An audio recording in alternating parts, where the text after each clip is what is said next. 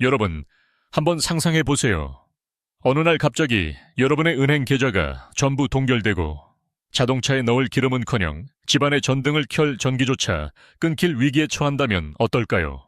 그런데 누군가 다가와서 말합니다. 네가 가진 모든 소중한 것을 포기하고 예전에 가난했던 시절로 돌아가겠다고 서약해. 그럼 다시 전기를 넣어줄게. 과연 여러분은 그 제안을 받아들일 수 있을까요? 아니면 차라리 죽기 살기로 그 사람의 멱살을 잡고 마지막 한판 승부를 벌이겠습니까? 지금부터 우리가 다룰 이야기는 단순히 진주만 공습이라는 전쟁의 한 페이지가 아닙니다. 그것은 벼랑 끝에 몰린 한 국가가 자신들의 파멸이 뻔히 보임에도 불구하고 왜 거대한 괴수의 심장을 찌르는 도박을 선택할 수밖에 없었는지에 대한 처절한 기록입니다. 흔히 우리는 일본의 진주만 기습을 광기에 사로잡힌 군국주의자들의 무모한 자살 특공대 정도로 기억하곤 하죠. 물론 그들에게 광기가 없었다는 건 아닙니다. 하지만 그 이면에는 소름 돋을 정도로 차가운 경제적 계산과 숨통이 막혀가는 공포가 도사리고 있었습니다.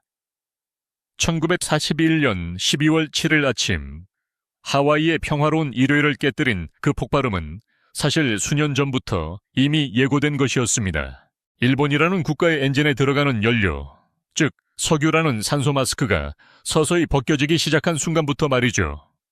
오늘 우리는 역사책에 나오는 딱딱한 연도와 전투 이름 대신 당시 일본 지도부의 머릿속을 가득 채웠던 숫지들과 기름 한 방울에 담긴 공포, 그리고 미국이라는 거대한 벽 앞에서 그들이 느꼈던 질식할 것 같은 압박감을 생생하게 파헤쳐 보려고 합니다. 자, 1940년대 초반의 긴장감이 감도는 도쿄와 워싱턴으로 함께 떠나보시죠. 당시 일본의 상황을 이해하려면 먼저 1920년대 후반으로 거슬러 올라가야 합니다. 세계 경제를 뒤흔든 대공황이라는 괴물이 일본 열도를 덮쳤을 때 일본이 느낀 공포는 상상 이상이었습니다. 당시 일본의 주력 수출품은 비단, 즉 생사였는데 미국 시장이 얼어붙으면서 일본 농촌은 그야말로 지옥으로 변했습니다. 딸을 팔아 식량을 구한다는 말이 나올 정도로 비참했죠. 이때 일본 엘리트들의 머릿속엔 한 가지 생각이 뿌리 깊게 박힙니다. 남의 나라 시장에 기대어 사는 건 너무나 위험하다. 우리만의 자급자족 경제권을 가져야 한다. 이것이 바로 그 비극적인 대동아공영권의 시초였습니다. 일본은 눈을 돌려 만주를 침략하고 중국 본토를 유린하기 시작합니다. 그런데 여기서 아주 치명적인 문제가 발생합니다. 일본이라는 나라는 덩치만 컸지 속은 텅 빈 강정이나 다름없었거든요. 근대화된 군대와 공장을 돌리려면 막대한 자원이 필요한데 일본 열대는 기름 한 방울, 철광석 한 조각 제대로 나오지 않았습니다. 당시 일본이 사용하던 석유의 무려 80%가 어디서 왔는지 아십니까? 바로 미국이었습니다. 정말 아이러니하지 않나요? 훗날 자신들의 주적이 될 나라에게 생명줄을 맡기고 있었던 겁니다. 미국은 처음엔 일본의 폭주를 지켜보기만 했습니다. 하지만 일본이 중국에서 민간인을 학살하고 미국의 이권까지 침해하자 당시 루스벨트 대통령은 서서히 칼을 뽑아 들기 시작합니다. 처음에는 고철 수출을 금지하더니 다음엔 항공유 수출을 막았습니다. 이때까지만 해도 일본은 설마 미국이 우리를 완전히 굶겨 죽이겠어? 라는 안일한 생각을 했을지도 모릅니다. 하지만 1941년 7월 일본이 프랑스령 인도차이나, 즉 지금의 베트남 남부까지 진출하자 미국의 인내심은 바닥이 나버립니다. 루스벨트 대통령은 역사상 가장 강력한 경제적 선전포고를 날립니다.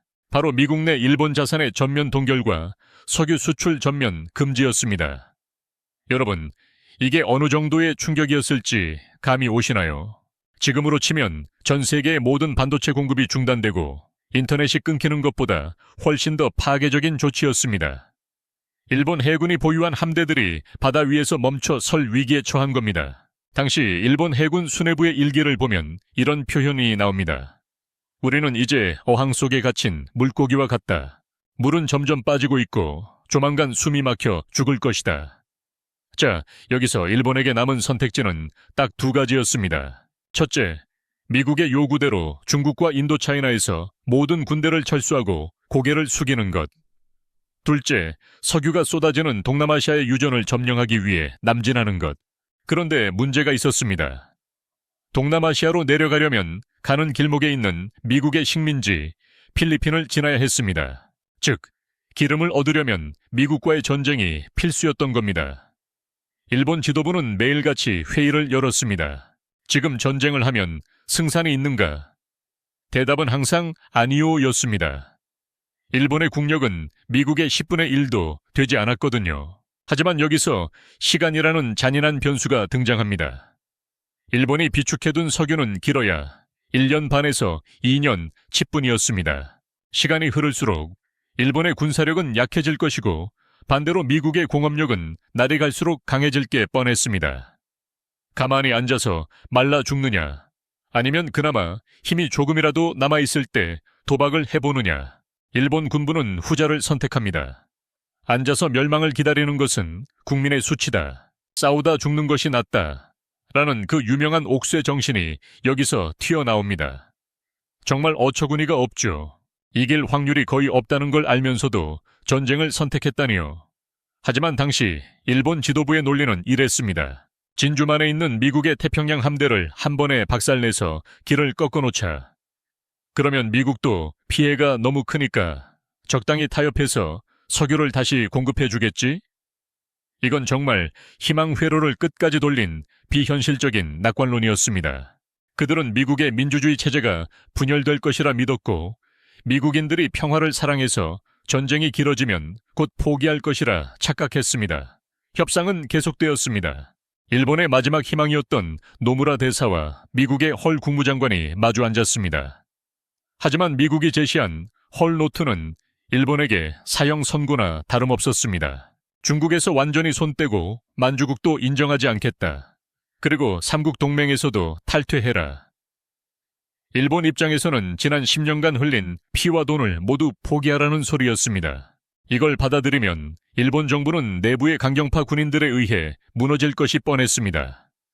결국 대화의 창구는 닫혔고 운명의 주사위는 던져졌습니다.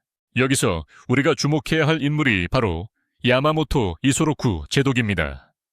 그는 미국에서 공부하며 미국의 거대한 공업력을 직접 목격했던 사람입니다. 그래서 누구보다 미국과의 전쟁을 반대했죠. 하지만 명령이 떨어지자 그는 가장 치밀하고 잔혹한 계획을 세웁니다. 기습밖에 답이 없다. 그는 6척의 항공모함을 이끌고 북태평양의 거친 파도를 뚫고 하와이로 은밀히 접근합니다. 무정이 소리조차 내지 않는 정적의 항해였습니다. 만약 도중에 들킨다면 일본의 구군은 그날로 끝나는 상황이었습니다. 하지만 운명의 여신은 일본의 손을 들어주는 듯 했습니다. 당시 미국의 레이더 병들이 접근하는 비행운을 포착했음에도 불구하고 상관들은 이를 본토에서 오는 아군 비행기로 오판했습니다. 진주만의 미군들은 전날 밤 파티를 즐기고 늦잠을 자고 있었죠.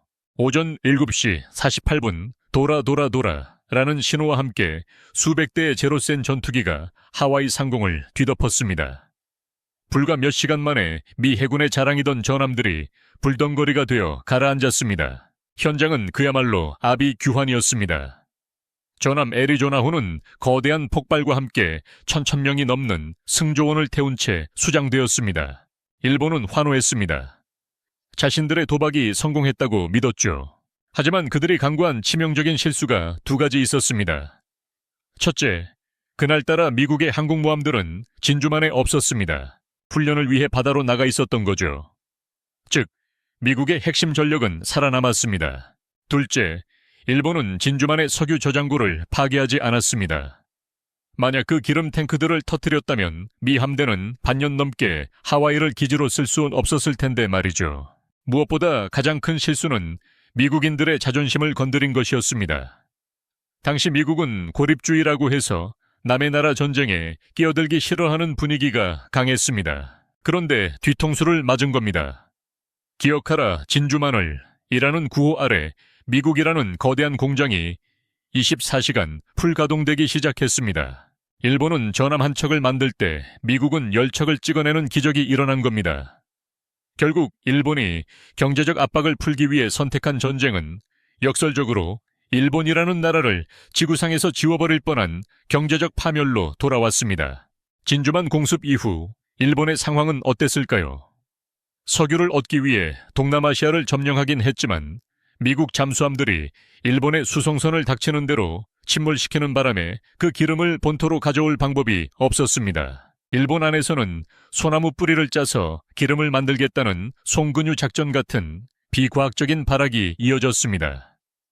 결국 기름이 없어 비행기를 띄울 수 없게 되자 그들은 젊은 조종사들에게 마지막 남은 연료만 채워주고 적함에 부딪히게 하는 카미카제를 강요했습니다. 이 모든 비극의 시작은 결국 자원과 경제라는 현실적인 압박이었습니다. 일본 지도부는 숫자가 주는 경고를 무시하고 정신력이라는 모호한 가치로 경제적 결핍을 메우려 했습니다. 만약 당시 일본이 조금 더 유연하게 국제사회의 요구를 받아들였다면 혹은 미국이 조금 더 세밀하게 퇴로를 열어주는 외교를 펼쳤다면 어땠을까요? 역사는 가정할 수 없지만 이 진주만의 교훈은 오늘날 우리에게도 많은 시사점을 던져줍니다. 경제적 고립이 한 국가를 얼마나 극단적인 선택으로 몰아넣을 수 있는지, 그리고 그 대가가 얼마나 가혹한지를 말이죠. 여러분은 어떻게 생각하시나요? 당시 일본의 선택이 정말 어쩔 수 없는 최선이었을까요? 아니면 눈앞의 이익에 눈이 멀어 파멸로 뛰어든 어리석음이었을까요?